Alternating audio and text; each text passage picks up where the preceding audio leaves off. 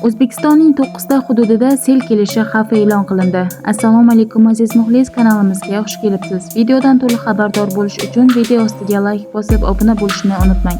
Like bosgan insonni Allohim doim qo'llasin. O'zgidromet 8-12 may kunlari kutilayotgan yomg'irlar sabab respublikaning tog'oldi va tog'li hududlarida sel suv toshqini hodisalari yuzaga kelishi mumkinligi haqida ogohlantirdi.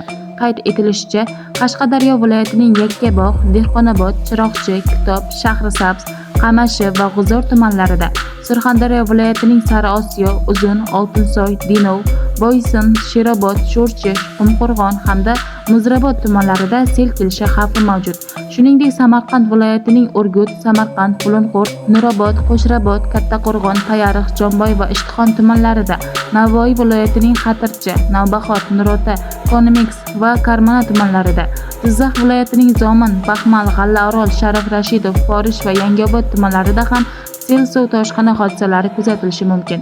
Xavf Toshkent viloyatining Ohangaron, Bo'stonliq, Parkent, Piskent, O'rta Chirchiq va Yuqori Chirchiq tumanlari hamda Angren va Olmaliq shaharlariga, Namangan viloyatining Pop, Kosonsoy, Chortoq, Chust, Namangan va Yangiqo'rg'on tumanlariga ham taalluqli ekani aytildi. Bundan tashqari, Farg'ona viloyatining So'x, Shohimardon, Farg'ona va Beshariq tumanlarida, Andijon viloyatining Andijon, Asaka, Jalaquduq, Qo'rg'ontepa, Paxtaobod, Izboskan, Xo'jaobod va Marhamat tumanlari hamda Xonobod shahrida ham sel kelishi mumkinligi bildirildi.